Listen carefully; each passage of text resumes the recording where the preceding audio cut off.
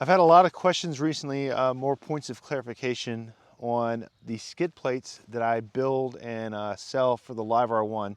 And so I wanted to take just a few minutes and really kind of overview the skid plates, how it mounts, like what benefits you're actually going to get from it, how it works, just to hopefully clarify some questions that people have about the skid plate. These skid plates that I fabricate and make for the LiveWire One, and obviously for my bike, I've modified it to be an adventure bike. I like to take it off-road. I like to take it on gravel roads. I like to take it on big trips. So I needed something that would provide protection for the motor, which is the lowest component that's on the bike, and it's also one of the most expensive components on the bike. The battery and the motor are the two most expensive things. So I've got this, I want to say it's a $7,000 motor. Okay, I've got the $7,000 motor that's on the underside. It's made out of cast aluminum, or the housing is made out of cast aluminum.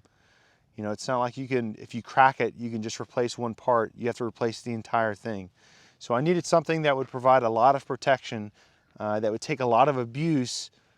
That way it doesn't happen to the motor. I would rather spend a couple $100 on an aluminum plate than have to spend close to $8,000. And that's just in parts, that's not including labor. Good cost benefits there, good cost ratios benefits. Almost 4 millimeters of 6061 aluminum, so very durable, very hard aluminum.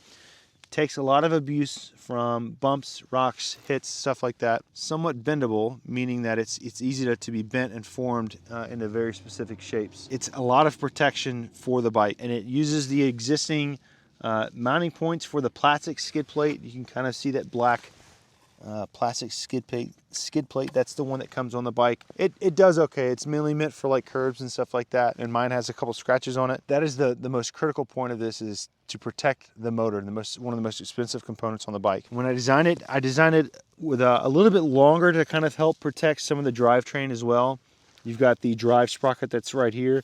You know, the plastic piece, it only protects the aluminum motor housing and the pump housing and stuff like that, but there was nothing that protected the swing arm and at least the initial drive for the drivetrain. So it offers protection there. Another thing that it does is that it gives you a larger and wider mounting surface for a scissor jack. So if you wanted to change your own tires, if you wanted to do your own kind of maintenance on the bike, this gives you more surface area for if you're using a jack.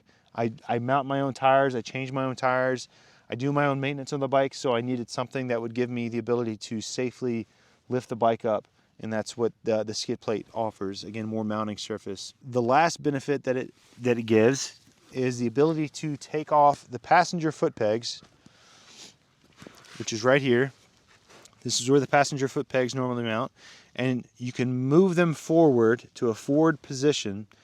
And that gives, it's a more comfortable riding position, especially when you're on the highways and interstates.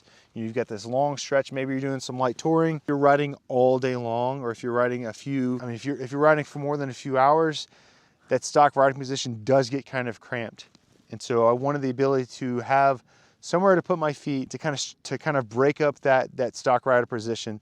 I still use the rider foot pegs. I kind of move my feet back and forth, just kind of depending on my level of comfort at the time. It's not cheap to get these parts made, and I didn't want people to have to invest even more money. Legitimate highway foot pegs that you get from like Harley Davidson or something, it's a different mounting system or a different mounting bracket that you have to use for those. So I wanted to be able to take something that was already on the bike, meaning the passenger foot pegs, and I wanted to be able to just relocate them to here. With the skid plate, the highway foot peg brackets are not included. You have to buy those separately just because I have to get these custom made. But right now they're on sale.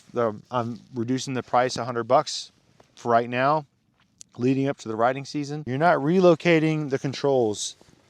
The rear brake is still on the stock position.